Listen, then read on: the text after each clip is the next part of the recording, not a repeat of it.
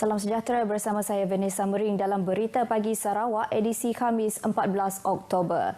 Kita mulakan dengan perkembangan ini. Unit rawatan rapi lapangan Field ICU Hospital Sibu dijangka beroperasi bermula esok. Menurut Timbalan Pengarah Kesihatan Negeri Sarawak Perubatan, Dr. Azli Ayub, fasiliti ini akan meningkatkan kapasiti infrastruktur institusi kesihatan di Hospital Sibu sekaligus menyediakan perkhidmatan kesihatan yang terbaik kepada semua. Jelasnya, pihak pengurusan Hospital Sibu akan memulakan operasi Field Hybrid Modular ICU dalam masa terdekat setelah semua sesi pengujian dan pentauliahan bagi projek tersebut selesai dilaksanakan. Kerja-kerja pembinaan bermula pada 11 Ogos lepas dengan kos pembinaan berjumlah lebih 3.3 juta ringgit. Field Hybrid Modular ICU ni di Hospital Sibu merupakan Field Hybrid ICU yang pertama di negeri Sarawak. So, alhamdulillah dia dapat dilaksanakan dengan sebaiknya, dan kita juga berharap ada Field Hybrid ICU akan dibina di negeri Sarawak ini. Kapasiti katil Field Hybrid Modular ICU sebanyak 10 buah ini dilengkapi peralatan perubatan bernilai 3.1 juta ringgit yang dapat membantu dalam meningkatkan kapasiti katil sedia ada. Dr. Azli berkata pada sidang media selepas majlis ringkas penyerahan Field Hybrid Modular ICU daripada pihak kontraktor kepada Jabatan Kesihatan Negeri Sarawak di Hospital Sibu. Jumlah kes harian COVID-19 di Sarawak kembali meningkat kepada 4 angka dengan 1,165 kes baru dilaporkan semalam. Menurut kenyataan media harian Jawatan Kuasa Pengurusan Bencana Negeri JPBN, daripada jumlah tersebut hanya 15 kes dalam kategori 3, 4 dan 5. 3 daerah yang mencatat kes tertinggi ialah Kuching dengan 257 kes, diikuti Miri 211 dan Sibu 128 kes. Dalam pada itu, 13 kes kematian turut dilaporkan dengan tarikh kematian antara 4 hingga 12 Oktober dengan kesemua kes berumur antara 42 dan 78 tahun. 3 kluster baharu diisytiharkan dan 2 kluster pula ditamatkan, iaitu kluster Sebayang Setalun di Limbang dan kluster Pasar Matu di Matu.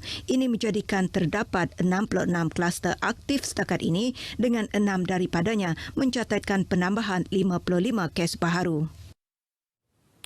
Seorang anggota tentera maut manakala seorang wanita cedera dalam insiden tembakan di sebuah rumah di Kampung Kolong 1, Sungai Tengah Matang, Kuching tengah hari semalam.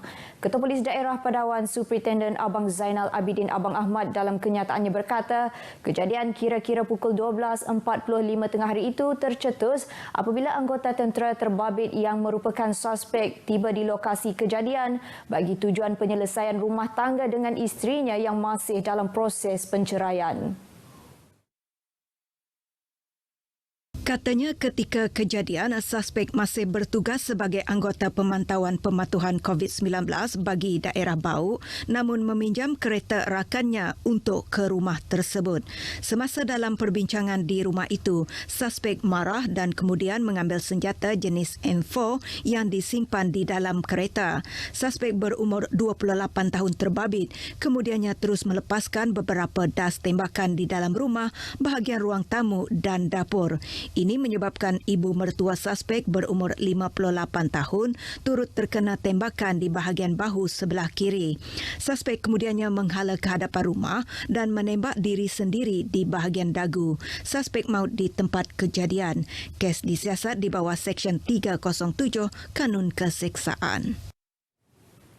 Indonesia dan Sarawak mencapai kata sepakat untuk memperkukuh hubungan dua hala menerusi pelbagai bidang termasuk tenaga kerja, perdagangan, pendidikan dan pelancongan. Duta Besar Indonesia ke Malaysia Hermono memberitahu kerajaan negeri memohon pertimbangan agar dibuka semula pengambilan tenaga kerja dari Indonesia.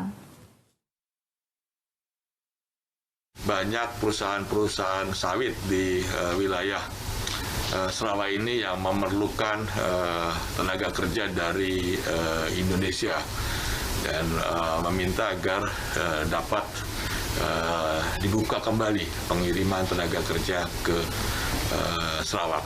Mengenai hubungan perdagangan, beliau memaklumkan Ketua Menteri mahu agar Perjanjian Perdagangan Sempadan BTA dipertingkat berikutan potensi besar di bawah perjanjian itu untuk dimanfaat komuniti perdagangan di sekitar kawasan sempadan kedua-dua negara.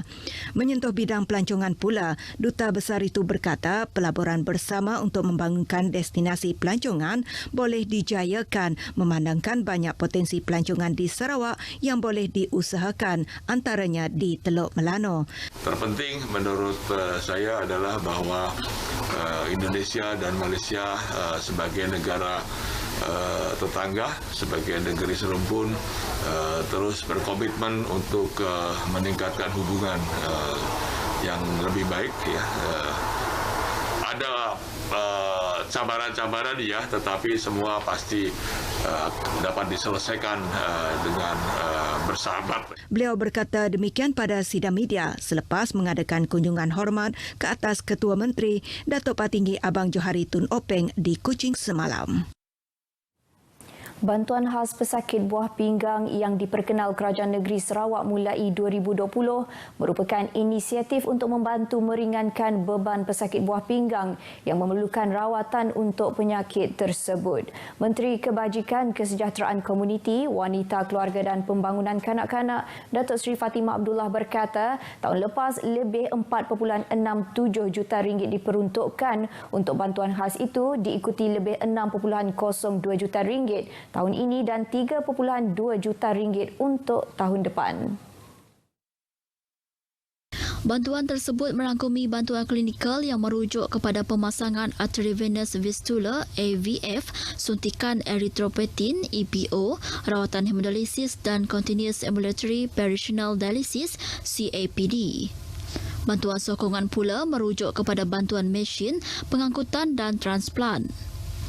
Antara kelayakan pemohon ialah warga Sarawak, pemegang kad pengenalan status K tanpa had umur, bukan penjawat awam, pesara awam dan pencarum perkeso. Pemohon juga tidak mendapat subsidi rawatan dan bantuan pengangkutan daripada mana-mana agensi kerajaan, swasta dan badan bukan kerajaan. Datuk Seri Fatimah menyatakan demikian pada majlis penyerahan 2 unit mesin hemodialisis kepada Pusat Jantung Sarawak di Kota Semerahan. Mesin bernilai RM83,000 itu adalah tambahan kepada 20 mesin sedia ada di pusat tersebut. Tambahnya, Jabatan Kebajikan Masyarakat juga telah membeli 6 buah mesin hemodialisis bernilai RM249,000 tahun ini dengan 2 daripadanya diagihkan kepada Pusat Jantung Sarawak dan masing-masing 1 unit di Hospital Dalat, Hospital Seratok, Hospital Sarike dan Hospital Marudi. Sementara itu, dalam perkembangan lain, Datuk Seri Fatimah memberitahu Belanjawan Negeri 2022 akan terus fokus kepada usaha melindungi dan memperbaiki kehidupan rakyat dan perniagaan. Katanya sebagai kerajaan yang bertanggungjawab dan penyayang, pelbagai insentif dan bantuan kebajikan akan terus dilaksana untuk manfaat segmen masyarakat yang kurang bernasib baik menerusi peruntukan berjumlah RM372 juta tahun depan. Datuk Seri Fatimah memaklumkan inisiatif ini termasuk insentif bayi baharu lahir, bantuan selepas bersalin, institusi kanak-kanak dan penjagaan dan kenyalang gol. Turut diteruskan bantuan hemodialisis, insentif aisuri, program memperkasa keluarga dan rumah selamat untuk gelandangan. Beliau mengulas mengenai Belanjawan Negeri 2022 berjumlah RM10.646 bilion yang diumumkan oleh Ketua Menteri Datuk Patinggi Abang Johari Tun Openg pada Selasa. Pelapor Radio Televisyen Malaysia RTM harus mempunyai kredibiliti dalam penyampaian berita semasa. Pengarah Penyiaran Negeri Sarawak Abdul Hadi Muhammad Yusof berkata, dengan lambakan berita palsu dan kelahiran ramai wartawan segera, kini peranan RTM dalam menyalurkan maklumat tepat semakin mendesak. Seiring dengan perkembangan tersebut, RTM perlu mempertingkat kemampuan pelapornya dengan kelengkapan terkini bagi menyaingi media sosial yang majoritinya melaporkan sesuatu berita tanpa sumber sahih dan beretika. Semua orang boleh menjadi juruhebat. Tetapi yang paling penting adalah soal kredibiliti. Maka itu, kita mendidik warga kita supaya mendalami dan juga mahir kepada peralatan-peralatan terkini dan mempersiapkan diri dengan etika kewartawanan, bagaimana ingin membuat satu pelaporan supaya kita terus kekal sebagai media yang paling dipercayai di Malaysia. Beliau bercakap kepada pemberita selepas majlis penutupan kursus asas pengenalian peralatan mobile jurnalism Mojo dilundur. Masjid Al-Mutakin bahagian Semerahan bakal digunakan pada penghujung tahun ini. Menteri Muda Perdagangan Antarabangsa dan Industri, Terminal Perindustrian dan Pembangunan Usahawan, Datuk Muhammad Naruddin Majais berkata, masjid yang telah siap kerja-kerja naik taraf bagi fasa pertama pada 1 Oktober lepas mampu menampung 1,500 jemaah dalam satu masa.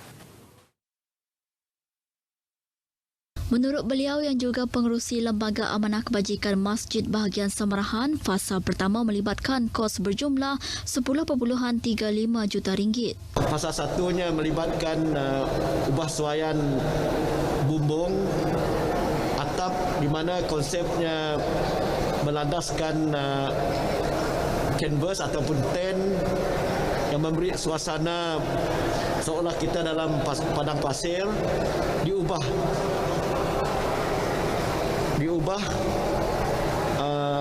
menjadi menggunakan dome dan atap metallic roof, dan pembasuhan dari segi strukturnya pun diubah, dinding baru dan sebagainya. Jadi fasa satunya sudah siap.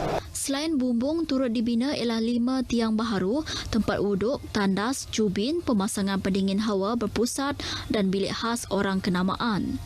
Fasa kedua yang bernilai 2.3 juta ringgit pula merangkumi kerja hiasan dalaman, pembinaan 2 buah menara, pagar mengelilingi tapak masjid dengan pagar dekoratif serta lanskap akan dimulakan selepas tender projek dikeluarkan bulan depan.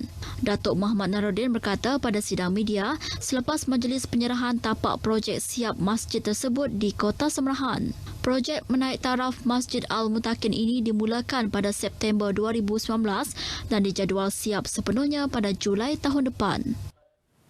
Baiklah, dengan itu sekian berita pagi Sarawak edisi 14 Oktober. Saudara, ingat SOP sedia ada masih kekal dan harus dipatuhi. Sehingga berjumpa lagi dan salam hormat.